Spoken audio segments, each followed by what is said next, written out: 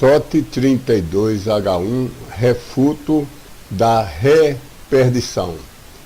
Vamos ver agora os versos que na realidade falam de pecado para a morte física, rejeição de pecados que levam à morte física, mas que não levam um salvo à perdição, não levam um salvo a perder a vida eterna, que é propriedade, é dada e é preservada por Deus. Essa é a parte 2, já vimos a primeira parte. Vamos estudar agora as passagens Hebreus 6, de 4 a 20 e Hebreus 10, 26. Então alguém poderia dizer: Hélio, posso lhe apresentar a passagem mais difícil que tem na Bíblia para você escapar dela? A passagem que, sem dúvida nenhuma, Deus está dizendo que há pecado que leva um salvo a perder a salvação. Essas passagens são Hebreus 4, 6, aliás, versos 4 a 20 e Hebreus 10, 26. Então vamos responder. Bom, leiamos primeiramente a passagem. Reconheço que essas talvez sejam as passagens mais difíceis, mas que temos uma explicação que torna a Bíblia coerente. Deus não é louco, nem mentiroso, nem é falho para prometer uma coisa em 114 versículos. Ele promete que, satisfazendo a condição de crer, ele concede vida eterna, vida que dura para sempre, vida que nunca termina. E ele diz que ninguém as arrebatará da mão de meu Pai. E ele não é louco, nem falho, nem mentiroso, para depois apresentar um verso que diga claramente que um salvo perde a salvação. Então vamos ver esses versículos. Reconheço que são os mais difíceis, mas tem explicação. Hebreus 6, 4.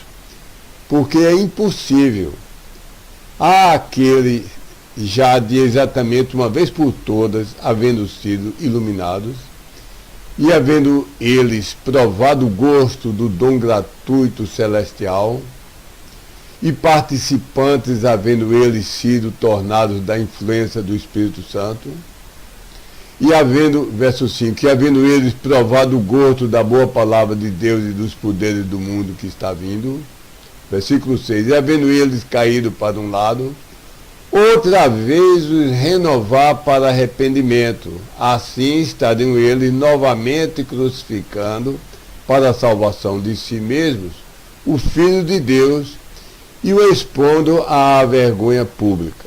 Verso 7, porque a terra, esse verso é tão importante, 7, 8, 9. Mas temos sido feitos confiantes quanto a vós outros. Nota aí que ele está se dirigindo a dois grupos. Ele fala uma coisa a um grupo e agora fala a outro grupo, o grupo fiel, o grupo de salvos verdadeiros. Começando de novo, verso 9.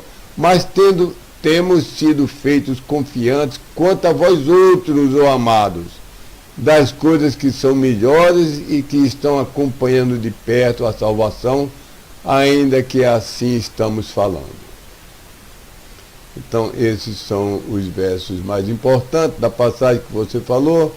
E vamos para agora do 17, que também é importante. Por isso, o mais abundantemente querendo Deus mostrar aos herdeiros da promessa a imutabilidade do propósito do decreto dele, se interpôs medianeiramente com juramento, a fim de que, através de duas coisas imutáveis, nas quais é impossível Deus mentir, firme consolação tenhamos, nós, aqueles havendo corrido para o refúgio, para tomar posse da esperança colocada diante de nós. 19, a qual esperança, como âncora da alma temos, tanto segura como firme, e indo para dentro do interior do véu mais interior. Foi a primeira passagem, não vi aqui nenhum canto onde Deus diz: olha, um salvo, a pessoa que creu e foi salva, depois eu vou tomar a salvação de volta, vou desmentir minha palavra, eu estava enganando, eu somente o estava enganando e depois ele vai terminar no inferno. Não tem nada parecido com isso. E você também pode perguntar, aliás, já perguntou sobre Hebreus 10, 26, vamos ler. Porque se estamos deliberadamente pecando nós, depois de receber o correto conhecimento de a verdade, então já não mais resta sacrifício nenhum concernente aos pecados. Novamente, aqui não está dito que um salvo, principalmente um salvo da dispensação das igrejas constituídas de gentios convertidos, igrejas que não são igrejas da transição do Evangelho, do livro de Atos, mas são igrejas já plenamente estabelecidas.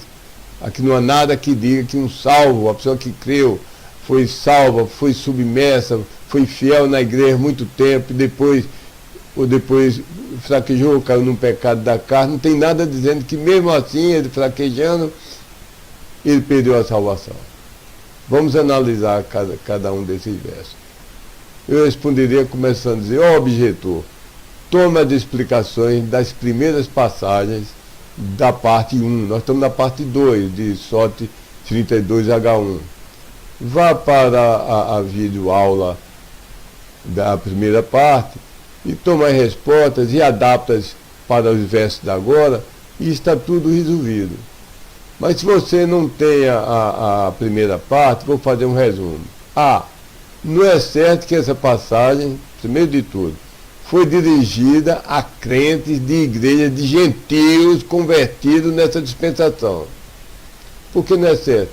Porque o livro de Hebreus foi destinado a hebreus, foi destinado a judeus. Então, em algumas partes está falando de judeus realmente crentes, e em outras partes está falando de judeus no umbral, na porta, no limiar, na porteira, na fronteira, quase entrando na graça, mas ainda agarrado nas coisas da lei. Segundo, não é expressamente dito o equivalente a creu, foi salvo nessa dispensação das Assembleias Locais de Gentios Convertidos, depois perdeu a salvação. E terceiro, uma vez que eu já lhe mostrei, mandei por escrito 114 versos que se aplicam a essa dispensação, e onde Deus explicitamente, usando as palavras e as letras exatas, ele afirma como condição: crê, se te arrependeres e creres, se receberes, e como consequência infalível, que não fale, que nunca é anulada, ele diz que tem a vida eterna. Eterna significa isso, que nunca se acaba, não pode se acabar. Então, em 114 versículos, explicitamente Deus afirmou isso. Fez essa promessa solene. E como eu falei, não é louco, nem mentiroso que se contradiz, nem um fracote que fracassa, para, em verso nenhum dirigido a essa dispensação, explicitamente afirmar que algum crente da igreja, de gentios convertidos, creu, portanto foi salvo eternamente, mas poderá perder isso. Aquela promessa de Deus de salvação ser eterna foi uma mentira de Deus, foi uma contradição de Deus. Não há verso nenhum. Posso desafiar qualquer pessoa no mundo, passar 200 anos lendo a Bíblia, de Gênesis e Apocalipse, e não vai encontrar um verso explícito dizendo creu na consequência. Foi salvo aliás, dizendo creu na condição e dizendo vai para o inferno na consequência. Então, essas três explicações são suficientes, eu poderia parar aqui, mas são versos difíceis, vamos dar uma explicação adicional. Primeiro vamos definir o que eu chamo, o teu nome grego it. It é um sufixo de infecção. Por isso tem apendicite, amidalite, etc. Artrite. Então grego it é uma doença de uso errado do grego, uso com fins errados. É a doença de constantemente apelar para algum léxico grego, algum dicionário grego, para então, entre 10 ou 20 possibilidades de tradução de uma palavra, escolher alguma coisa que é diferente de todas as Bíblias. Então, entre um dos sentidos de uma palavra, escolher clamar superioridade intelectual, receber grande admiração e usar um sentido para provar qualquer coisa que lhe agrade, melhor ainda se destoar completamente do contexto e de todas as traduções dos tempos da Reforma, das originais Bíblias, Tyndale, Lutero, King James, Reina Valera, Deodato, Almeida, etc. O truque de Gregorieto é facílima brincadeira, deslumbra quase todo mundo, mas, primeiro, não faz sentido. É como se eu tivesse, em português, eu comi uma manga deliciosa, e alguém inventar de dizer que essa manga se refere a uma peça de roupa, onde o contexto, o verbo comer, não dão brecha para isso. O Gregorieto é isso, usar uma palavra, uma tradução que tem no dicionário, mas não faz sentido no contexto. E nunca foi usado por nenhuma Bíblia dos tempos de tradutores sérios e tementes a Deus e que traduziram do texto Receptus e do texto maçorético. Depois, imita o romanismo. A Igreja Católica divide a humanidade em castas. A Deus e embaixo aos homens, mas no intermédio ao alto clero. Somente os sacerdotes, os cardeais podem entender a Deus e entregar a mensagem de Deus a nós, leigos, ignorantes, incapazes, a gentalha.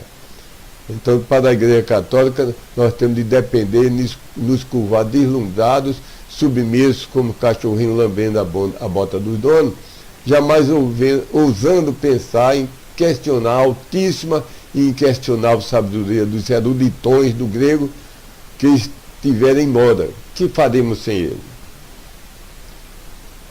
Todos os eruditões que estão na moda estão sempre criticando e corrigindo qualquer Bíblia. Portanto, eles é que se tornam o padrão supremo e absoluto. Eles dizem que toda a Bíblia está traduzida errada. E começam a inventar onde tem uma palavra X, que tem a tradução X1 ou X2 possível, e todo mundo, até o início do século XX, traduzia usando a opção 1. Ele diz, não é para usar a opção 1, não, vamos usar a opção 20. Então, eles são os decididores de tudo, mas nunca a decisão deles é definitiva, porque brigam entre si, eles são relativistas, e dizem que tudo é relativo, e que o que é verdade hoje, amanhã pode não ser. Então, não há total unanimidade entre eles, e estão sempre nos plantando sutis dúvidas, porque um erudito diz uma coisa, outro diz o contrário. E ninguém, é como se você entrar numa sala e todo mundo tiver um relógio marcando uma hora diferente, você não sabe qual é a hora certa. Todo esse incessante joguinho intelectualoide de modificar a Bíblia é perigoso. Nós devemos ser crentes na Bíblia e não modificadores na Bíblia. Ela que deve nos julgar, não nós julgarmos a Bíblia. Ela que deve nos modificar e não nós modificarmos a Bíblia. Veja a advertência de Apocalipse 22, 18 e 19. Melhor é obedecermos, 2 Pedro 1,20, que diz, nenhuma profecia da Escritura é de particular interpretação. Nós não precisamos de ninguém para ser o clero que desvenda os profundos mistérios de Deus para trazer a nós, pobre coitado. E devemos obedecer Isaías 8,20, que diz simplesmente, há a lei e ao testemunho. Você vai olhar na Bíblia. Se eles não falarem segundo, de acordo com essa palavra, é porque não há luz neles. Melhor termos um padrão absoluto nas Bíblias da época da Reforma. Reina Valera, de 1569, King James, de 1611, Almeida, de 1601, aliás, 1681, hoje representada pela Almeida Corrigida Fiel, Deodato, na Itália, em 1641, etc. Vamos crer que Deus deu sua palavra, ela preservou, e homens fiéis a traduzir, não precisamos ficar eternamente, constantemente, dependendo de modismo, de malabarismo, de pessoas que fazem truques para fazer com que a Bíblia diga o que não está dizendo. Evitemos cair na armadilha de Gregorieto, dos que querem fazer malabarismo com a Bíblia. Se temos na mão os textos Receptus e Maçoréticos, traduzidos por equivalência formal, por fidelíssimos e competentíssimos crentes, tradução provada por séculos de bênçãos do Senhor, Bíblias usadas para o o reavivamento, Bíblias usadas para ganhar milhões de almas, como a King James Bible, a Almeida Corrigida Fiel, etc. Tudo o que precisamos é um bom dicionário do nosso próprio idioma. Tantas pessoas me perguntam coisas pela internet ou pessoalmente, e geralmente eu digo, primeiro, já olhou o que essas palavras de português significam antes de você ficar inventando coisas? Então, consulte um dicionário, compare escritura com escritura na sua Bíblia, mais fiel à Bíblia que você tiver, saiba dividir a escritura, quando está dizendo uma coisa para o judeu, quando está dizendo uma coisa para nós, e ter o Espírito Santo como seu professor, nada de gregoriete. Estabelecido isso, examinemos primeiro Hebreus 10, 26, depois veremos Hebreus 6, de 4 a 20. Hebreus 10, 26 diz: porque se estamos deliberadamente pecando nós, depois de receber o correto conhecimento da verdade, então já não mais resta sacrifício nenhum concernente aos pecados. Quanto a esse versículo, lembremos o seguinte: todos os crentes, sem exceção, caem em pecados. Portanto, primeiro, é indefensável gregorite querer dizer que esse verso só prejudica a quem se empenha em pecar continuamente. Isso isentaria todo mundo. Ninguém peca continuamente, sem deixar um segundo de pecar. Mas aparecem pessoas dizendo, não, o tempo presente, lá no grego é uma ação contínua, Deus só está condenando aqui quem peca continuamente. Então, ou isso isentaria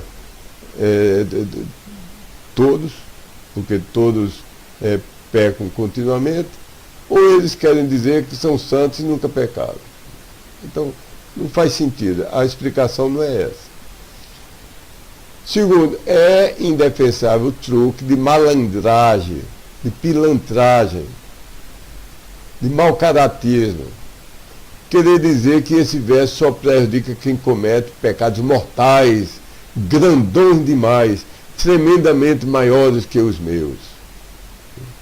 Então, essa mania de se passar por santo, geralmente é tomada pelas pessoas que aprenderam o truque de pecar em segredo para ninguém ver.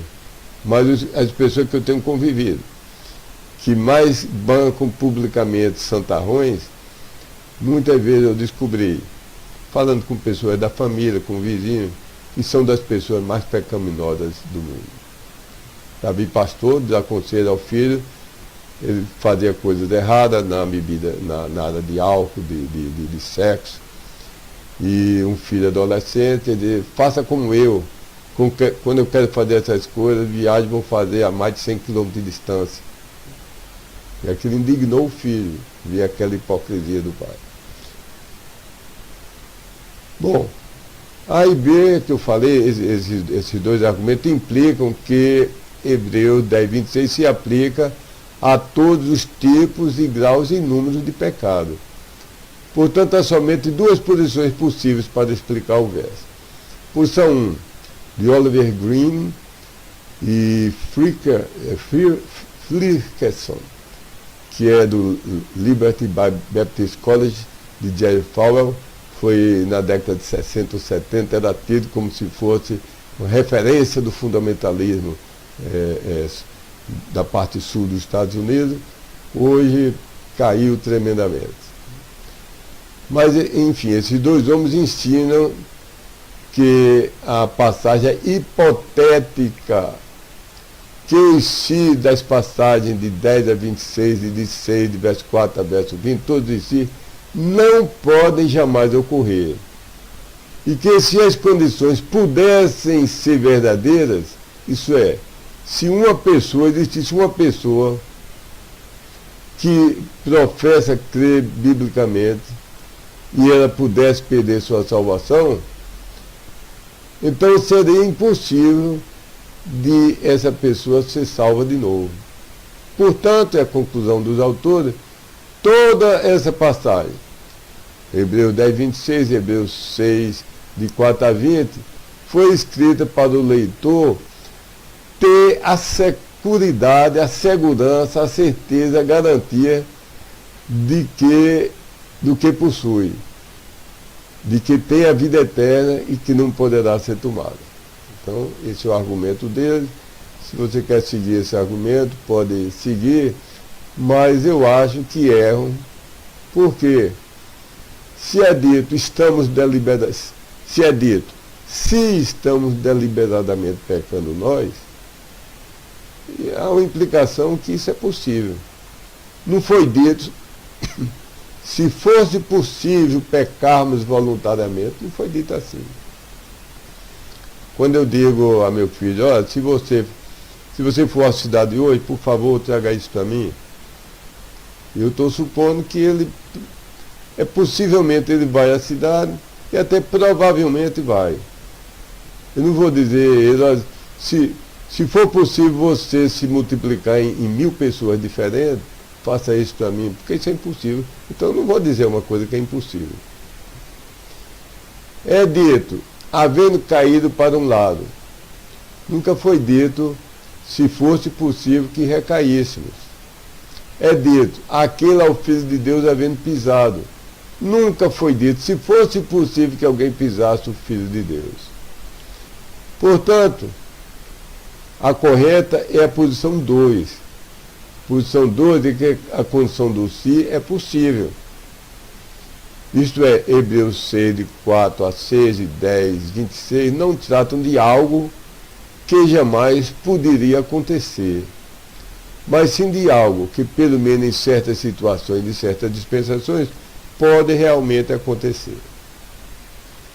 Hebreus 6, de 4 a 6 e 10, 26, provavelmente são as duas mais difíceis de entender, as duas passagens mais difíceis de entender e de explicar, de modo a não contrariarem os 114 versos, porque Deus não pode se contradizer.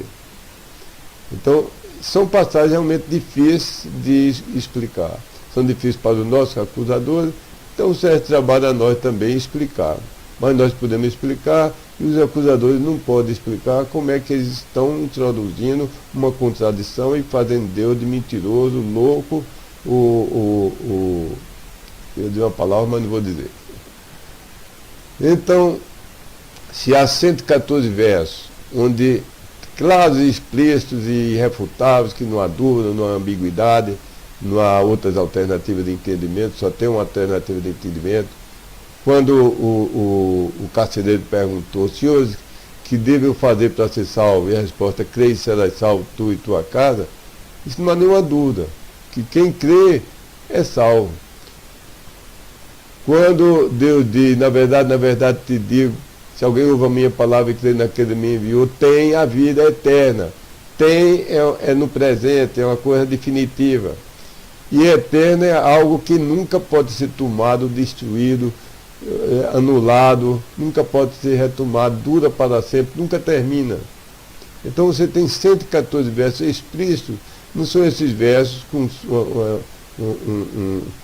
de algum modo nebulosos, de algum modo ambíguos, de algum modo difícil de entender, não é o duvidoso que vai destruir 114 coisas claras.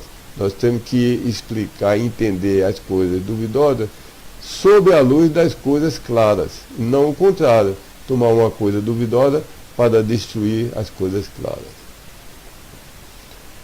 Bem, precisamos estudar e esclarecer melhor essas duas passagens. Agora, já falamos do 10:26, vamos falar da outra parte. Quanto a quem são aqueles havendo sido iluminados, de Hebreus 6, de 4 a 10, há somente 4 posições lógicas. Posição 1.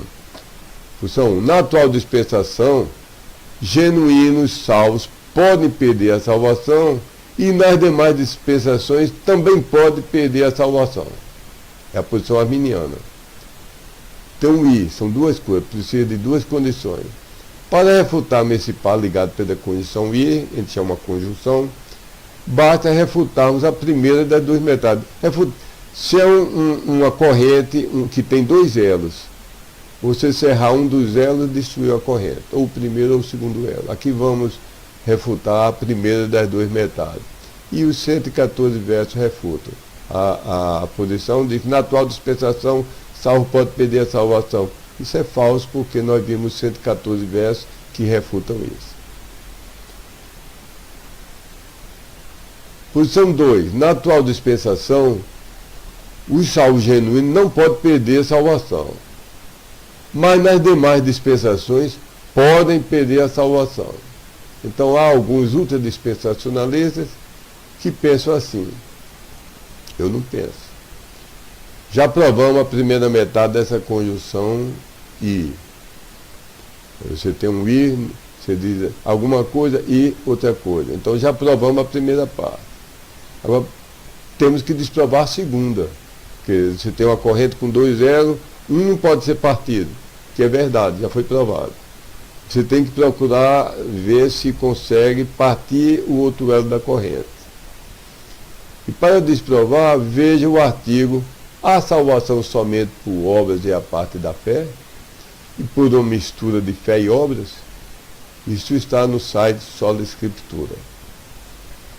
Posição 3. Então, fazendo o resumo. Nós provamos nesse artigo que salvação sempre foi pela fé, somente pela fé, nada mais do que a fé, sem mistura de fé e obras.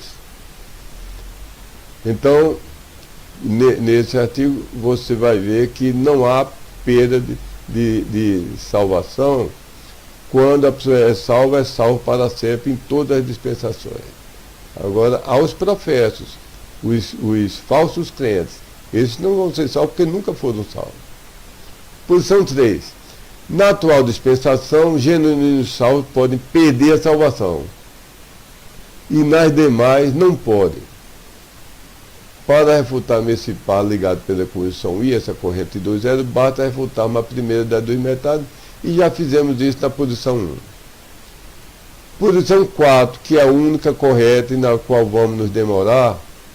Na atual dispensação, genuínos salvos não podem perder a salvação. E nem todas as outras demais dispensações, também genuínos salvos não podem perder a salvação. Já provamos a primeira parte dessa conjunção, que diz que na atual dispensação, genuínos salvos não podem perder a salvação. Falta provarmos a segunda parte. Mas essa prova da segunda parte também está no mesmo artigo que eu refiro você a procurar e ler. O nome do artigo, vou repetir, é A salvação somente por obras e a parte da fé, e por uma mistura de fé e obras. Então lá está provado que nas outras dispensações também a pessoa é salvo pela fé, e uma vez salvo, é salvo para sempre. Há uma explicação que corresponde à única posição correta, que é a posição 4, que enunciamos. Então, essa explicação, além desse artigo que eu referi, mas vou citar aqui as notas da Bíblia LTT, a Bíblia Literal do Texto Tradicional, na edição de novembro de 2019. Ela está sempre em revisão, procurando aperfeiçoamento, e tomei a edição agora de novembro de 2019, e há algumas notas que são interessantes para o assunto de hoje. Então vou ler os versículos principais com as notas. Então primeiro é Hebreus 6,4.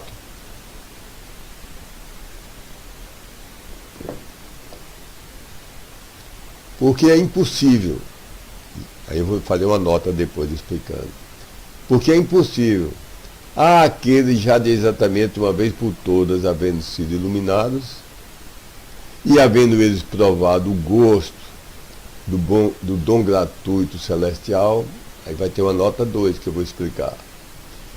E havendo participantes, havendo eles sido tornados a influência do Espírito Santo. Então esse é o versículo, vou explicar versículo por versículo.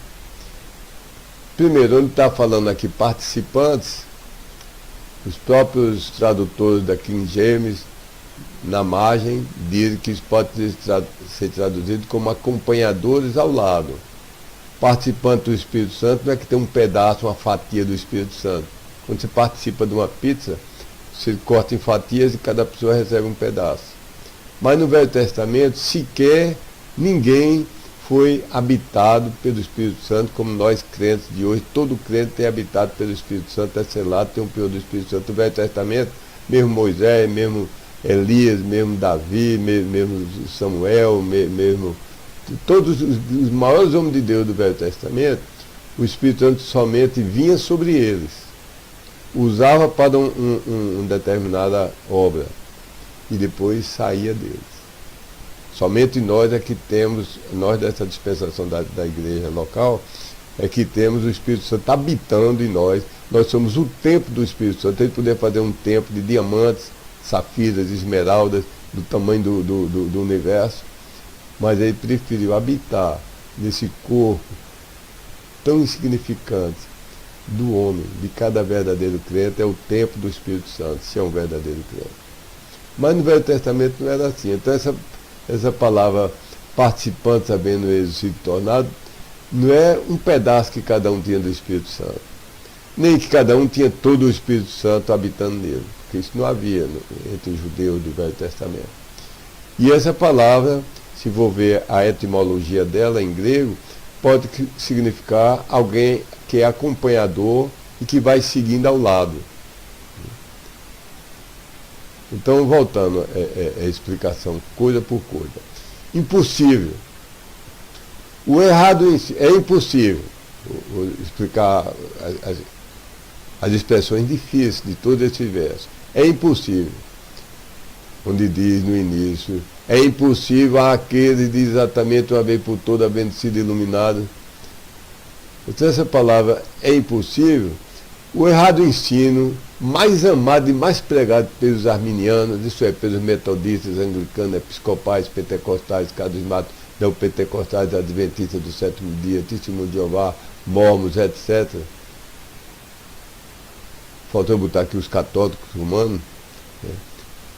Parece que o ensino mais amado por eles é que, mesmo na atual dispensação das assembleias locais, a salvação pode ser perdida, depois a pessoa pode se arrepender e crer e receber o Cristo e se salva de novo, depois pode perder de novo, depois ganhar de novo, e repetir esse ciclo várias vezes. Eu disse que no fim do ano passado, em 2018, um homem me disse, muito triste, é o pastor Walter Gomes, de Walter Gomes Costa, de Esperança, disse que tinha perdido e ganho a salvação, quase foi 50 vezes, dava quase uma vez por semana.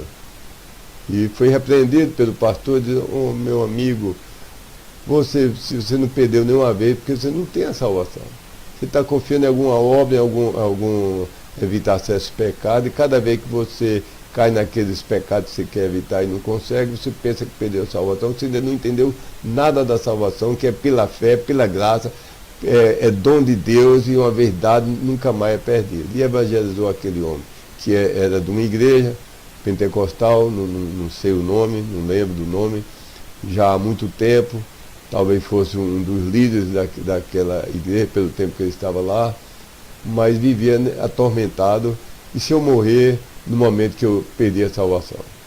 Se ele pedia a salvação na quinta-feira, esperava chegar no domingo para fazer uma decisão, de novo levantar a mão, dizer que aceitou Cristo, foi salvo de novo. Se estivesse contando num caderno, talvez já tivesse perdido a salvação e ganho 200 vezes, 1000 vezes, não sei. Ele está perdendo 50 vezes a cada ano.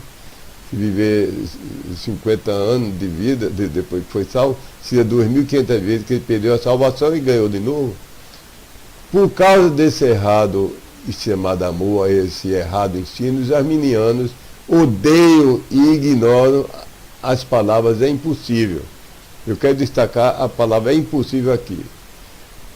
Porque se eles ouvirem as ponderações que fizemos na nota preambular do livro de Hebreus, na nossa Bíblia, LTT, seus chefes ordenarão que as ignorem. No entanto, além de ranger os dentes de raiva contra ele, nada podem fazer contra um fato irrefutável nesse versículo ensinado. Se um salvo dessa dispensação das assembleias locais pudesse perder, e não pode, como já foi provado em várias páginas web, que eu vou dar por escrito, mas não vou ler agora, que é complicado ler endereço da web. Então, se pudesse perder a salvação, e foi provado que não pode, então esse verso pura e simplesmente diz que ele já perdeu uma vez, a primeira vez, então ele jamais, em hipótese nenhuma, poderia reganhar sua salvação. Como é, meu Deus, como é que essas pessoas não entendem que estão apunhalando e se matando a si mesmo? Porque esse versículo diz que, deixa eu ler aqui de novo aqui, é impossível, resumindo, foi iluminado, perdeu a salvação, diz que é impossível reganhar a salvação. Então está explicada essa palavra, é impossível, e é irônico, é de me causar espanto como é que essas pessoas arminianas não entendem esse versículo. Se perdesse uma vez, não ganhava mais nunca. Nota 2. Em Hebreus 6,4, a frase, havendo provado o gosto, o verbo tem aqui, em grego, se vou dar por escrito, a pronúncia é genomai. Esse verbo significa provar. Tem um verbo para a palavra comer, é outro verbo. Mas esse verbo significa provar. E tanto em grego, como em português, como em inglês, como eu acho que em muitas outras línguas, essa palavra pode ter um sentido tanto de realmente comer, mastigar, ingerir de fato, para incorporar definitivamente dentro do seu corpo. Por exemplo, quando eu digo, muitas vezes provei da feijoada de vovó. Então, não estou dizendo aqui que somente experimentei, eu estou dizendo que eu comi 200 gramas da feijoada, 300 gramas até o fim, comi tudo que estava disponível para mim, quando eu digo isso. Mas tem também a mesma palavra, o sentido de meramente experimentar, sentir o gosto, mas não necessariamente ingerir de fato para incorporar definitivamente. Exemplo em português, se eu dissesse, dos que provam do chá com cheiro horrível, muitos de pronto, imediatamente, o cospem fora. Outros saem discretamente para o cuspir no quintal.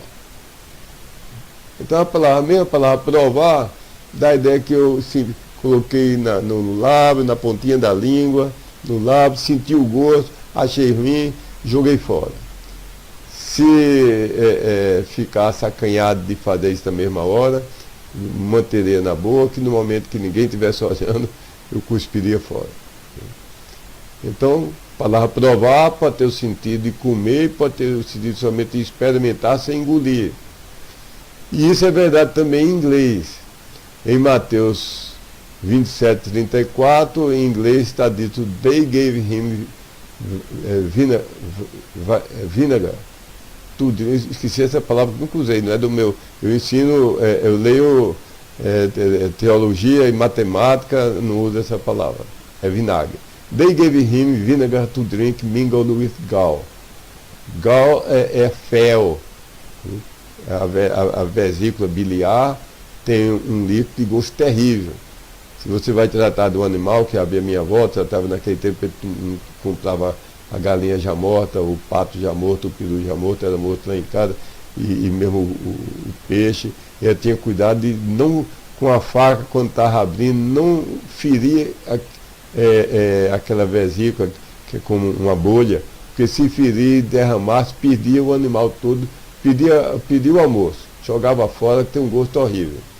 Então deram vinagre misturado com fel, que era uma bebida que eles criam que anestesiava a pessoa para não sentir a dor. Mas a Bíblia diz, and when he had tasted thereof, he would not drink. Traduzindo todo, eles deram a ele vinagre para beber misturado com fel. E quando ele tinha experimentado disso, ele não quis beber. colocado dentro da sua boca, mas Jesus não engoliu uma gota sequer. Foi colocado nos lábios, mas Jesus não engoliu, cuspiu fora. Então, os homens de... Tudo que eu disse até agora é que a palavra provado pode ter dois sentidos. Os homens de Hebreus 6 podem ser judeus que professaram Cristo, mas que pararam pouco antes de ter real fé nele. Depois de avançar até a fronteira soleira umbral da salvação. Até mesmo acompanhando ao lado do Espírito Santo em sua obra de iluminação e convicção. Que isso pode ter sido, esses homens podem ter sido judeus que tiveram a ação do Espírito Santo, iluminando, convencendo, e eles viram o gosto do Evangelho, sentiram o doce aroma de Cristo, sentiram a doçura da salvação pela fé, pela graça, mas estavam amarrados a rituais judaicos, ficaram na indecisão, no limiar, como na porta de entrada, queriam entrar, mas não conseguiam se libertar do judaísmo. Então, pode ser pessoas dessas, porque essas pessoas não engoliram, não é dito na Bíblia que comeram, só é dito que eles provaram, experimentaram. Não é dito que eles creram, no canto não é dito que eles tiveram fé, nem que foram salvos. Em certo grau, há uma remota semelhança deles com os espiões de Cades Barnea, em Deuteronômio 1, de 19 a 26. Lembra aqueles homens que foram espiar a terra e viram a terra, viram que era boa, trouxeram do próprio fruto dela em suas mãos, e ainda assim retrocederam no coração. Nós não vamos conseguir, vamos ficar aqui mesmo, o povo é muito forte, parecem gigantes, nós dianteiros somos como gafanhoto ou grilo, não vamos não, as cidades são muito fortificadas. Então eles viram, experimentaram, viram a qualidade boa da terra, mas não entraram. Então eu acredito que esses homens falados aqui em Hebreus 6 foram judeus que experimentaram, mas não entraram na salvação.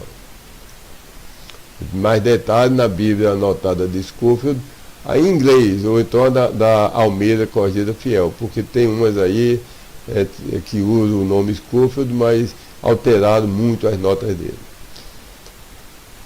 Mais outra nota, em Hebreus 6,5, a Bíblia diz: e havendo eles provado o gosto da boa palavra de Deus, mesma explicação, eles provaram o gosto da boa palavra de Deus. Essa palavra pode ser a palavra escrita, que é a Bíblia, e pode ser a palavra encarnada, que é Cristo.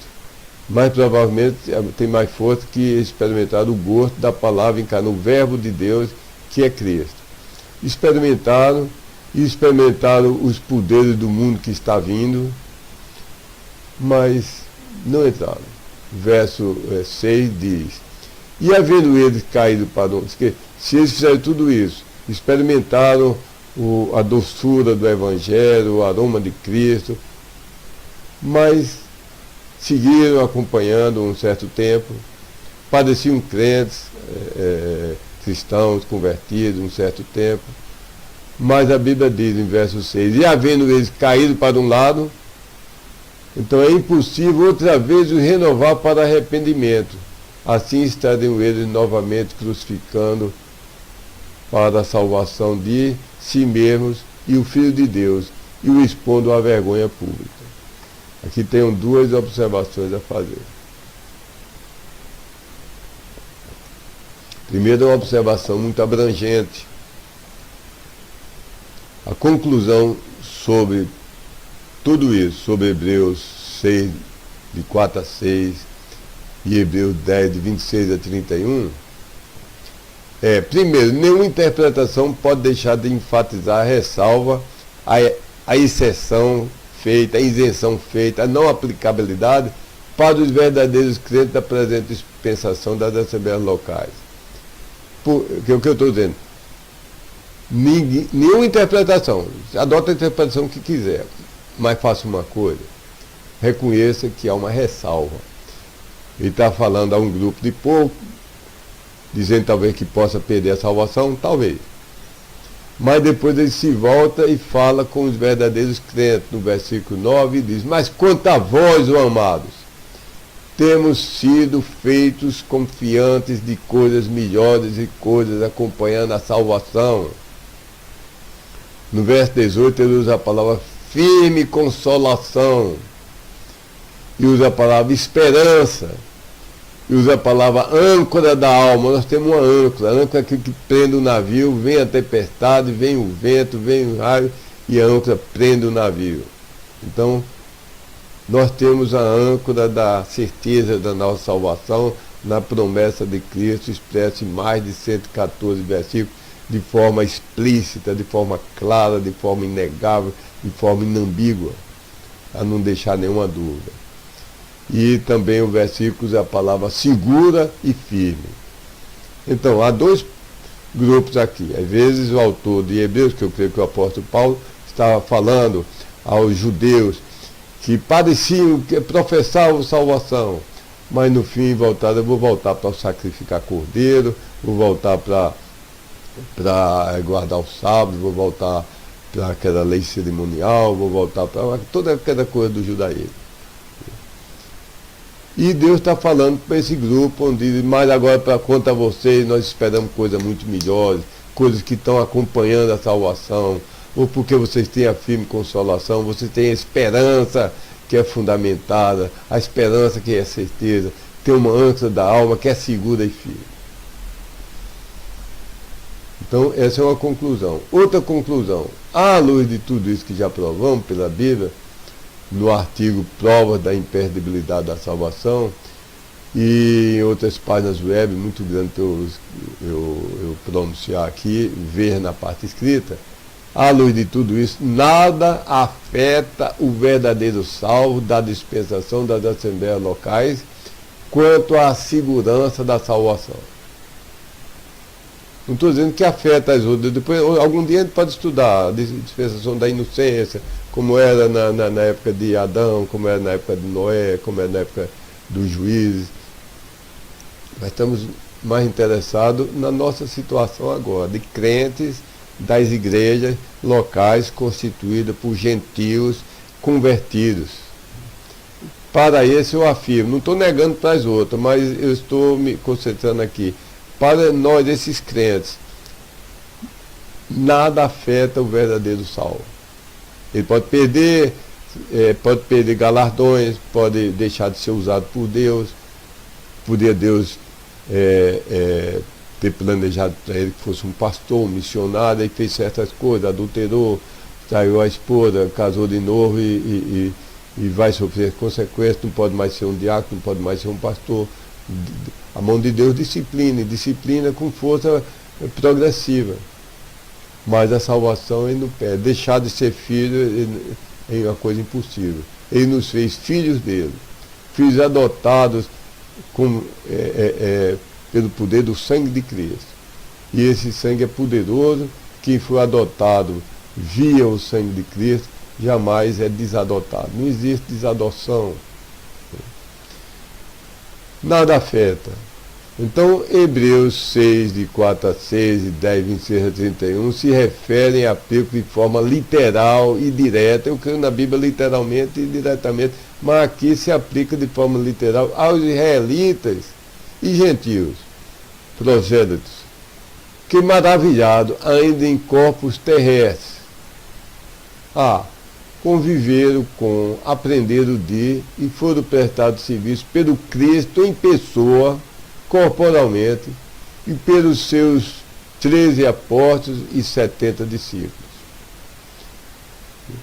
Então essas pessoas, judeus, que tiveram esse privilégio que nenhum de nós das outras dispensações temos, de poder ver e até tocar no corpo de Jesus Cristo, e ver aqueles milagres que não foram mais repetidos, dele e dos apóstolos.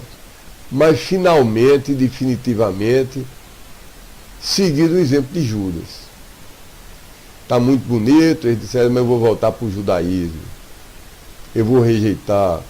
Esse Cristo é um impostor, não é um Messias, não é o Filho de Deus, nem é Deus Filho, não tem divindade.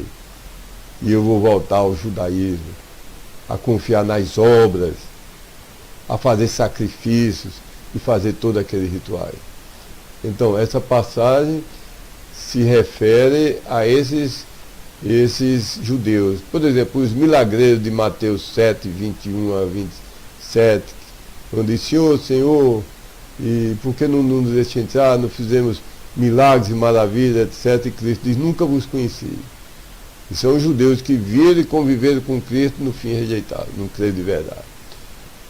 Ou então, conviveram com, aprenderam o dia e foram prestados serviço pelas duas testemunhas lá do livro de Apocalipse, ou pelos 144 judeus, varões, machos, virgens da tribulação.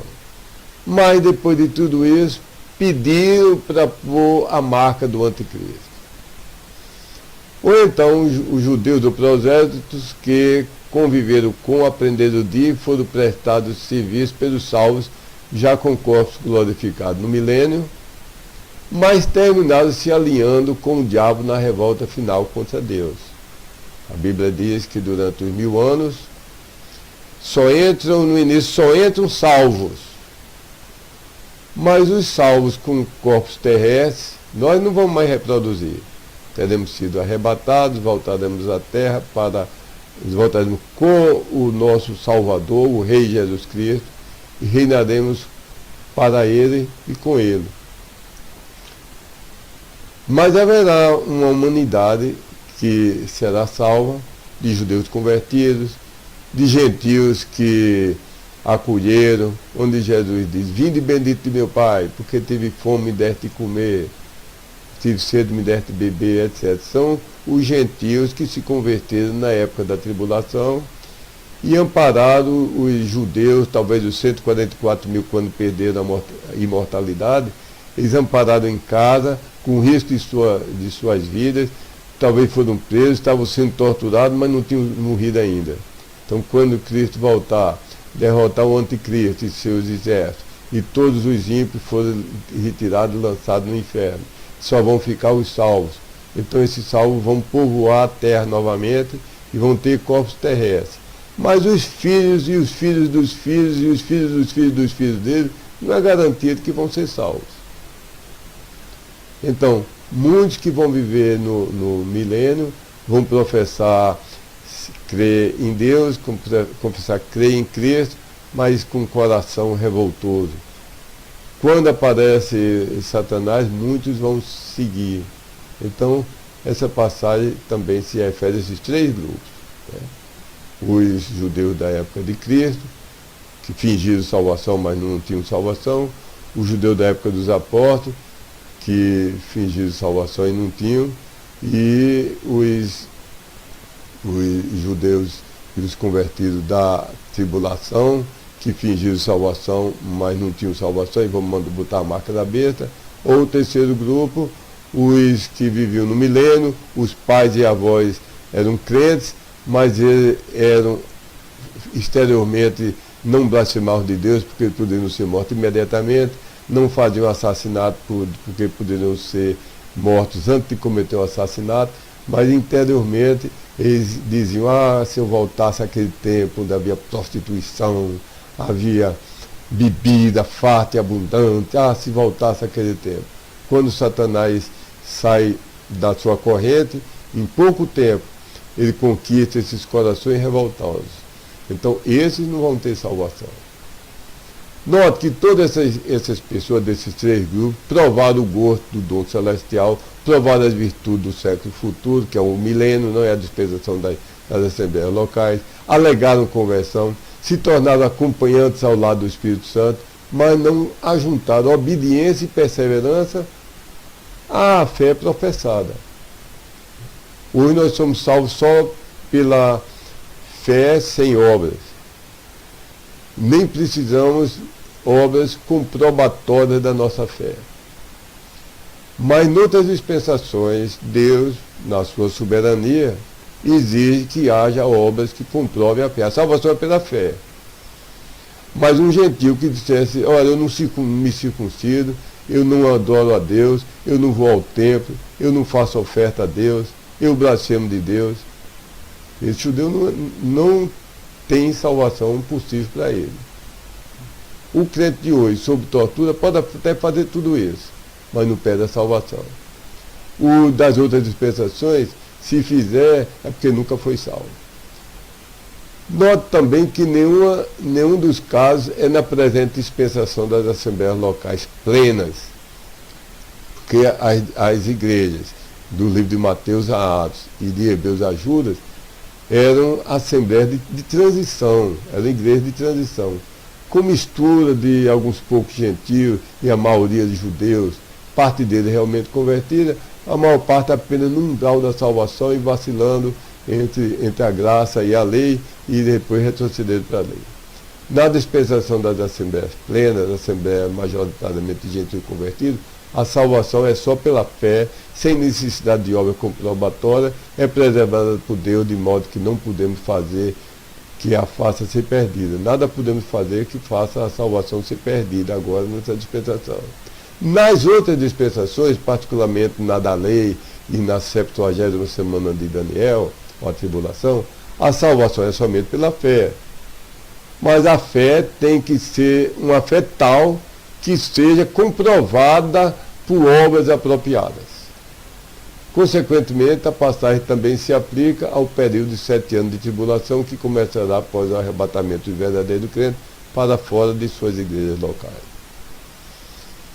Outra nota, ainda referente a Hebreus 6,6, tem a frase, e havendo caído para um lado.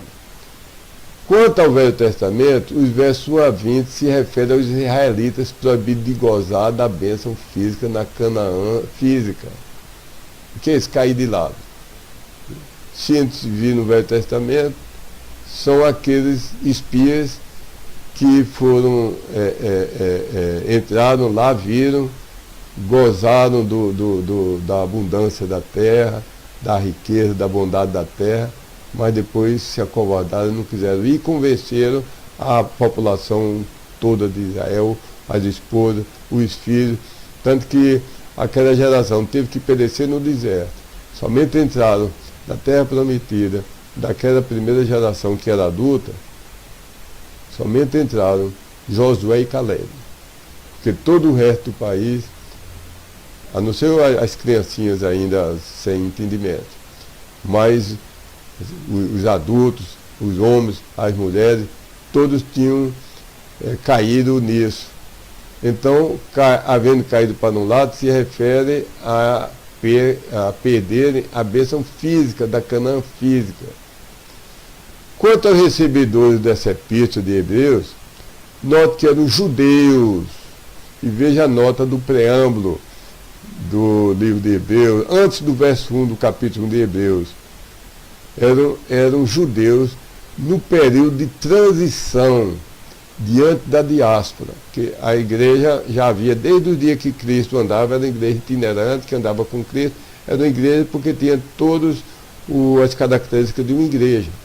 Tinha uma doutrina única, tinha um pastor, tinha até um tesoureiro, e Cristo trata, e até Cristo diz que quando um irmão pecar contra outro, vá primeiro sozinho, depois vá com dois, depois leve para a igreja. Já havia igreja em Israel, onde havia um grupo de convertidos de Cristo, que não podiam acompanhá-lo, mas ficaram nas cidades por onde Cristo passou, e aqueles grupos se reuniam para adorar e para servir a Cristo. Aqui já eram igrejas. E em Pentecostes é dito que foram acrescentadas 3.000 almas. Se é acrescentado, é algo que já existe antes. Se alguém diz, olha, eu acrescentei 3.000 reais na minha conta bancária, é porque já havia dinheiro lá, a conta já existia. A igreja não começou em Pentecostes, começou antes. Não sei o dia, mas poderia ser bem quando Cristo reuniu os seus apóstolos, e ali foi a primeira igreja. Então, aquela primeira igreja estava num período de transição, superpondo-se. Havia ainda Israel e havia a igreja durante alguns tempos. Até que onde Israel foi disperso, no ano 70, quando o general Tito invadiu Jerusalém e destruiu, e os judeus se espalharam pelo mundo inteiro. Então, a partir do ano 70, eram igrejas plenas, somente de gentios e seguindo Somente o puro evangelho, sem mistura com a lei, sem mistura com o judaísmo. A advertência, portanto, é para Israel corporativamente se converter em maior extensão e verdade. E para os salvos e judeus não arrefecerem na fidelidade. Assim Israel não viria a sofrer tão terrivelmente. Por exemplo, Israel não ouviu essa advertência do livro de Hebreus, então houve a diáspora, houve o holocausto nazista, onde Hitler e os nazistas mataram acho que 6 milhões ou 7 milhões de judeus.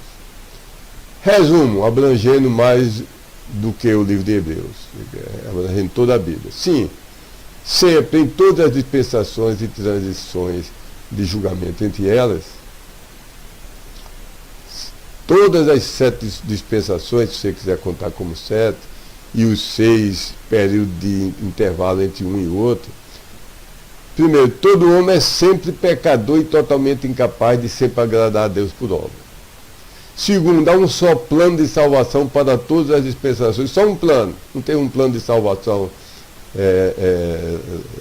para Moisés, outro plano de salvação para a gente, outro plano de salvação para a tribulação, não são muitos planos de salvação, é um só.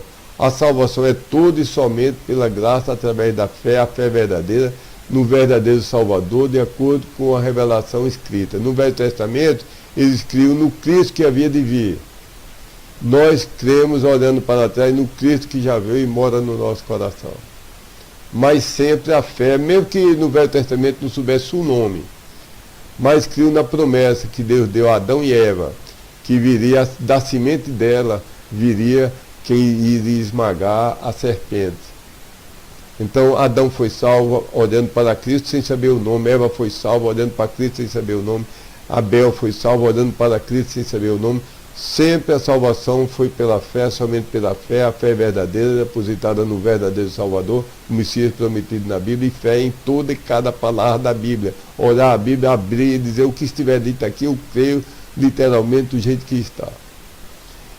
Então, sem fé, ninguém será salvo.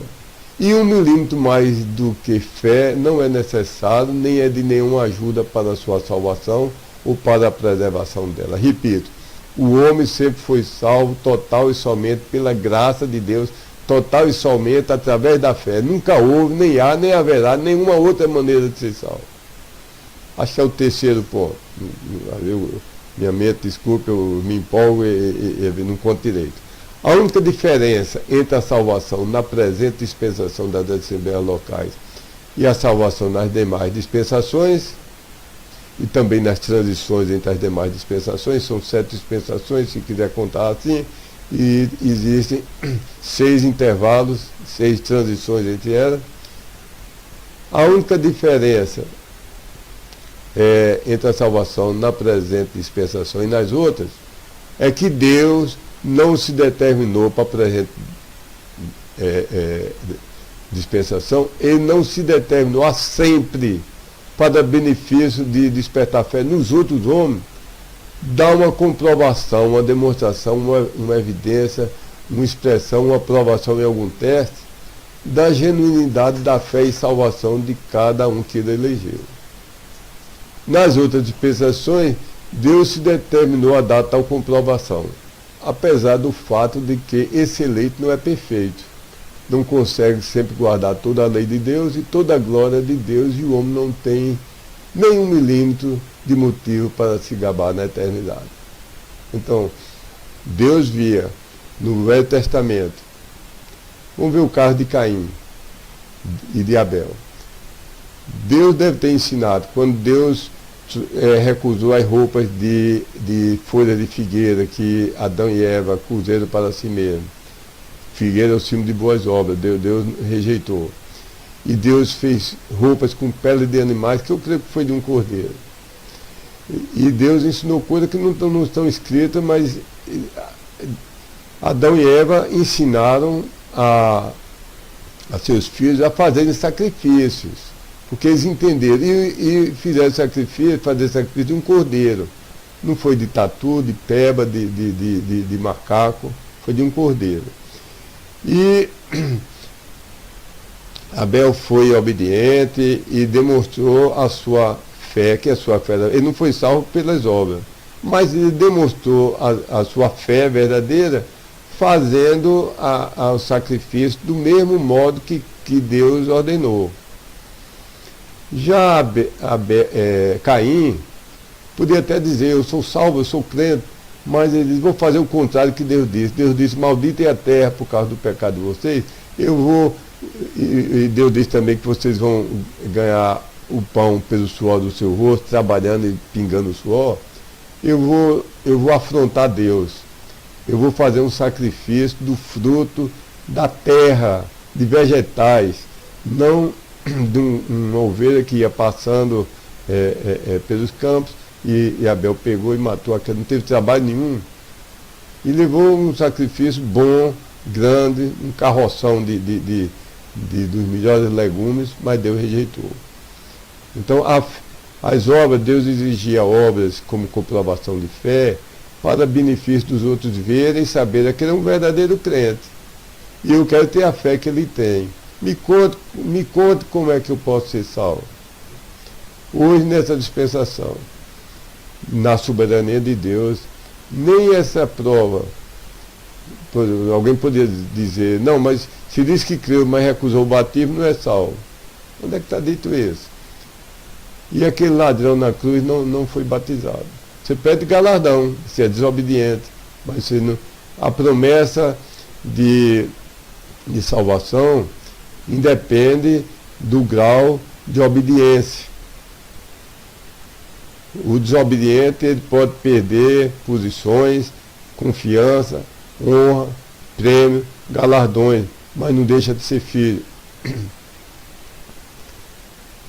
Chegamos ao final desse estudo. Não quer você, meu amigo. Seria inútil estar falando aqui somente por falar, somente por ensinar uma verdade mais estéril e não fazer uma aplicação. Se você que está ouvindo é um crente, tem certeza absoluta de salvação, que nunca perderá a sua salvação, louvado seja Deus.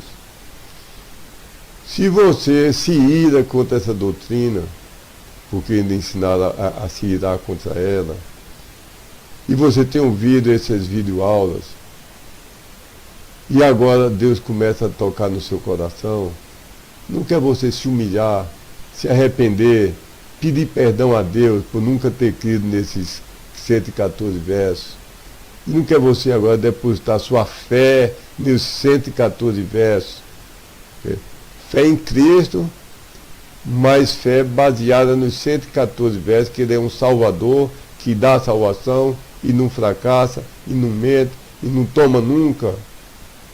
Não quer você fazer isso, meu amigo? Não quer você depositar sua fé em Cristo agora mesmo? Vou orar que Deus dê salvação às pessoas ouvindo esse vídeo. Deus abençoe.